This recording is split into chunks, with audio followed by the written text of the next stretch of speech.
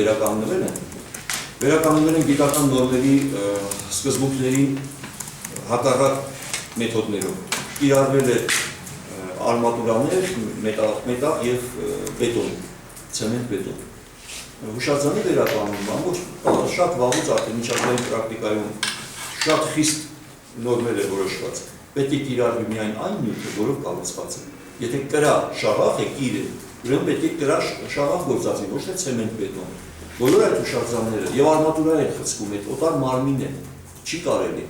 Սա նաեւ հակասեյսմիկ նշանակություն է։ Եթե շենքը մինչեւ միտեղ պահպանված է եւ օրինակ նորավանքը այդպես են արել։ Նորավանքի մի մասը իր պահպանվածն է եւ այն մասը, որ վերականգնել են արմատուրաներով եւ այլն, ինքը դարձել է օտար մարմին։ Երկու տարբեր մարմիններ են։ Մի ցնցումի ժամանակ մի մասը մի այլ դիմադրողականություն ունի, մյուս մասը մի այլ։ Եվ այդ թռնելու է վրայից։ Մեր օրինակ Սահմոսավանքի զանգակատունը գնացեք տեսեք, երբ որ բացենակ ռոտոնդան կտեսնեք, որ այդ սյուները, ուր որ նստած են, այդ բները տեղա թողած եւ այդ տեղի մեջ ինքան որ զանգակատունը շարժվել է, բայց չի փուլ եկել, նույնիսկ չի ճաքել։ Այսինքն ամեն ինչը մտածված է եղել։ Մեր նախնիների փորձը ճարտարապետության շինարարության մեջ բավական ուսանելի այդպիսի մակարդակների հասել, անվերջ սովորելիք ունենք։ Ոչինչ չեք Պարոն Կարապետյան, չեք հասկանում հիմա, այդքան վաղ թե ճարտարապետական մեթոդները, թե մասնագետներ չունենք, այսինքն որոնք տիրապետել են այդ մեթոդները եւ այդպես կառուցեն, թե այդպես ավելի հիմա թանկի ժանի չեք հասկանում, հասկանում յուրաքանչյուր վերակառուցվող նորոգվող շինություն միշտ տեղի է տալիս բողոքների եւ ոչ միայն դուք, այլ լուրջ մասնագետները նույնպես բողոքում են, նկատի նույնիսկ մշակույթի նախարարության մասնագետներ են բողոքում, նախորդ անգամ Հիմա տեսեք, սա ինչ է նշանակում, չունենք մասնագետներ, որոնք տիրապետում են ճարտարապետական հնավանդ մեթոդներին, թե ուղղակի մատների առանցում են։ Ունենք լավ մասնագետներ, բայց ճարտարապետները, որոնք նախագծերն են անում եւ շատ հաճախ երազանց նախագիծ արվում վերականգնման, կյանքի չի կոչվում։ Օրինակ, մի շարք հուշարձանների վերականգնման ընթացքում ես դեպքեր գիտեմ, օրինակ Ծագավանքը, որ ճարտարապետը կամ ասենք աստվածընկալ բանկապարանի շրջանում։ Հենց վերջերս մի քանի օր առաջ պատահական ճարտարապետին հանդիպեցի եւ պատմում էր, թե ինչպես իր հոգին վերանում է հասել ուղղակի։ Այսինքն ճարտարապետը նախագծից հետո դա օրենքով սահմանված է, ինքը պետք է հեղինակային վերահսկողություն սահմանի, որը շաբաթը մի անգամ բացառվելը պիտի տեղում լինի եւ մինչ այդ կատարված աշխատանքը ասի դրանից հետո ուղղություն տա, որ այստեղ մի թերություն կա, այսինքն պիտի ուղղություն տա։ Սա հեղինակային վերահսկողություն է կոչվում։ Ճարտարապետների որպես կանոն, մեր շինարարական այդ խմբերը արհամարում են մինչև վերջ, չեն լսում։ Եվ հասնում են միտեղ, թե Ծագավանքի պարագային, իհարկե աստվածընկալի ճարտարապետը դեռ չէր կոտրվել։ Ասում եմ, դեռ պիտի այս տարի փորձեմ գոնե, որտեղ անցած տարի ճիշտ է շատ բաներից չեն լսել եւ սխալ է գնացել, բայց իմ անվերջ կռիվը որոշ կետերի վրա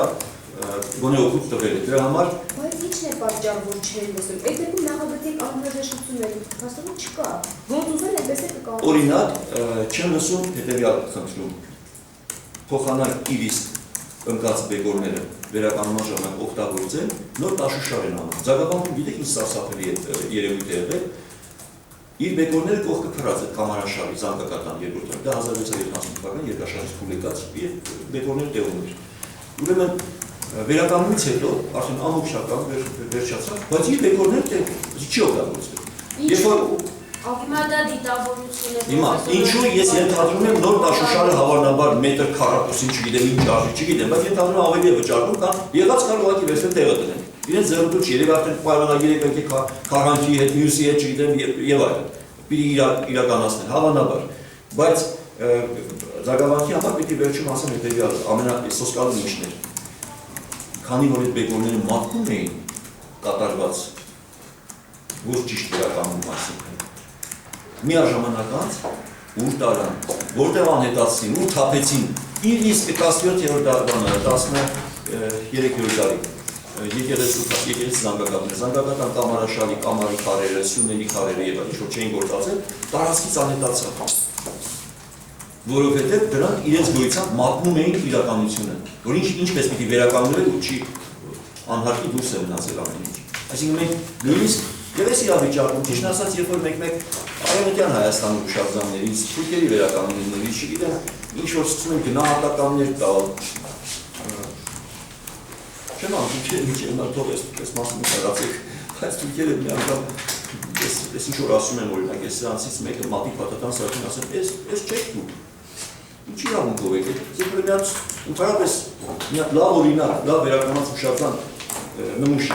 վերականգնեք և մատնացույց արեք, որ գոնե մի հատը լավ եք վերականգնում։ Եվ ավարտեմ, դուք կա այսպիսի վերականգնած, որ գոհ եք։ Հայաստանի Հանրապետության տարածքում հուշարձան, որ օրինակ լավ է վերականգնել, գիտեք, տարբեր հատվածների համար տարբեր գնահատական պիտի տան, բայց օրինակ Հաղարցնի ծածկերը, Հաղարցնի վանքի ծածկերը, ճիշտ ասած հոյակապ է վերականգնել։ Ովքեր են արել այդ աշխատանքը, ես կուզեի, որ նրանց միշտ հրավիրեն ծածկերը, որտեղ ծածկերը աննապատասխանատուն են միջավայրից։ Եթե որակով չարվեց, շատ կար ժամանակում ջուրի իր գործն անում եւ ծախսերն են իզուր են դառնում եւ նոր ծախսերի առաջ եկան։ Այսինքն օրինակ Հաղարցնի համալիրում այդ ծածկասալների վերականգնումը շատ սրտացավ, ուղղակի որ ասում են ասեղը հազիվ կարող է քարերի արանք մտցնել, այդ իսկ հենց հիմա երկու օր առաջ Երեք շարաչի օրը Շամշադինի շրջանի հախում Բարագավան բյուղի մոտ, Բարագավանքը կա, ուրեմն Արտաշես Շահնազարյան պատմաբան է, ինքը նաև շահշնադից է և այդ իմաստով ավելի ցավոտ էր ընդունել, և ուղղակի խելագարված եկել է մեր գրասենյակ, թե նոր Բարագավան նրանք տենաս ինչ են անում։ Ու պատմում էր բաներ, որ մի անգամ ակունեցեք դուք ստով։ Մարդիկ այնետով կեն։ Ես կուզեմ եկեղեցու վերաբերում այդ ամեն ինչի։ Եկեղեցու գնահատական որքան այսպես ասած համար ու ձեր գնահատական։ Ճիշտ ասած համեմատության մեջ Մշակույթի նախարարության հուշարձանների պահպանության ասենք այդ պատկանալու գործակալությունը ինչ որ վերականգնում է, նույնիսկ այդ երբեմն շատ խայտառակ արդյունքներով համեմատության մեջ ճիշտ ասած այն հուշարձանները, որ հիմնական դրանք արդեն եկեղեցիներ են, որտեղ Էջմիածին Մայրաթորսի Էջմիածինը եկեղեցիներից բացի ուրիշ ամուր կամ բերդ կամ չի վերականգնված, միայն եկեղեցի կամ բանկ։ Եվ բայց իրենց վերականգնածները, այն հուշարձանները, որ պիտի գործող լինեն կամ արդեն գործող են, դրա համար իրենք են վերահասու եւ իրենց բազասի վրա է ոչ թե պետության, շատ ավելի խայտառակ պատկեր ունենք, ճիշտն ասած, որ մի քիչ մտածում ենք, որ հոգեորականությունը պիտի մի քիչ ավելի այդ արժեքներին ավելի կրող լինել եւ ավելի մեծ օրինակ տալ։ Գնացեք Տաթև, Պողոս Պետրոս եկեղեցու գրանիտից այդ փայլեցված հատակը նայեք, գնացեք Բջջնի ավելի մոտիկ տեղ ասենք, Բջջնի կարմիր գրանիտից ինչպես են հազարամյա 1031 թվական է եկեղեցի։ Գրեթե հազարամյա եկեղեցու բազարկյա սալերը հանել ապել են դուրս եւ թե խորանի հատակը, թե աստիճաններով խորան են բարձրանում, եթե ամբողջ աղոթասրահի հատակը կարմրագույն փայլեցված գրանիտից շողշողում է, այլ չեմ հասանյաց սրահ է, դա ինչ է չեմ ման։ Բայց դա ինչ է։ Սուրբ Զորավորը ներեցեք կարելի է այդ շարքում դասել, այդ մեծ ապակիներով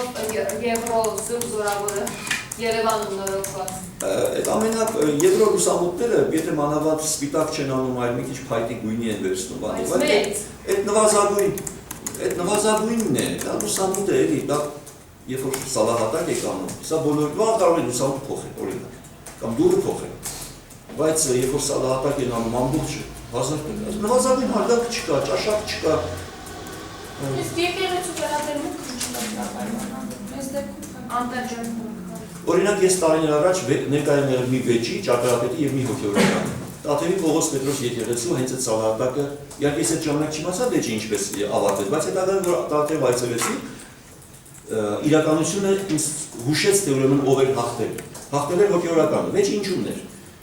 Հոգեորականի խոսքերը հիշում, ասում էր, հասկացեք դա այլևս հուշարձան չի, դուք իբրև հուշարձան եք նայում։ Դա իմ աշխատավայրն է լինելու, ես ամեն օր մտնելու եմ այդ եկեղեցի, դա գործող եկեղեցի է լինելու,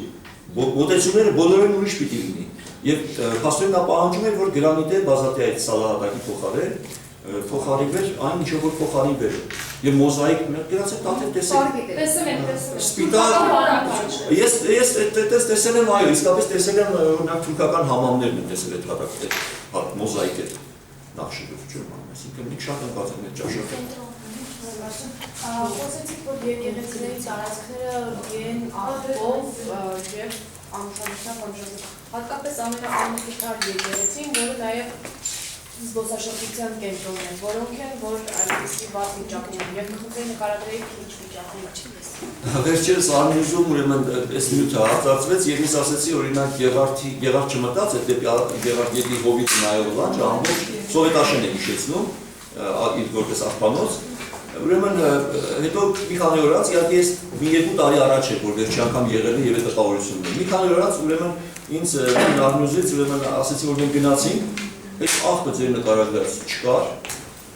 Եվ երբ որ քահանային վանահորը հարցրեցին վաստեղուր են այդ աղբերը եւ այլն, ասեց Սփյուռքից երեխեք էին եկել եւ այդ աղբը իրենք մաքրեցին։ Եվ այդ աղբը չկա։ Եվ այդ ասել են մեծ բավականությամբ եւ ուրախությամբ որ եկան ու մաքրեցին։ Մեր հոգեորական որ ամբողջ օր այնտեղ եք հիշեցրեք, ինչա՞ գուցե շաբաթի երբ ինքս զբաղված եմ, բայց մնացած օրերը հաստատ այդքան զբաղված չի։ Ու ես ինչ եմ մտածում, այսինքն տեսեք մենք ինչի վրա ենք ուրախացել։ Գոնե մեր քահանան ինչի վրա է ուրախացել։ Սփյուռքի երեխեք որ չէ, մի ամսով երևի եկել էին հայրենիքը ճանաչելու, որպեսզի մի քիչ հայրենիքում շրջեին։ Երևի հենց առաջի այցելած տեղերից մեկ Գեղարդն է եղել եւ իրենց առաքելությունը ընդհատել են, լծվել են աղ փաղաքելու աշխատանքին, որը ուրախ վանահայրը պատմել է Արմիժի թղթակցին, որ դե Սփյուռքի երեխեք եկան մեր աղբը, իմ աղբը հավաքեցին։ Հա, հասուն սա է ստացվում։ Նավը ու տարեգրացիներ չեն եղել այդ հավաքողը։ Դներեք, ձեր ինձ հարցը մոռաց։ Հարցի պատասխան։ Պատասխանեցիք պաստորեն հարցը։ Այլ հարցեր չկա։ Շնորհակալ եմ։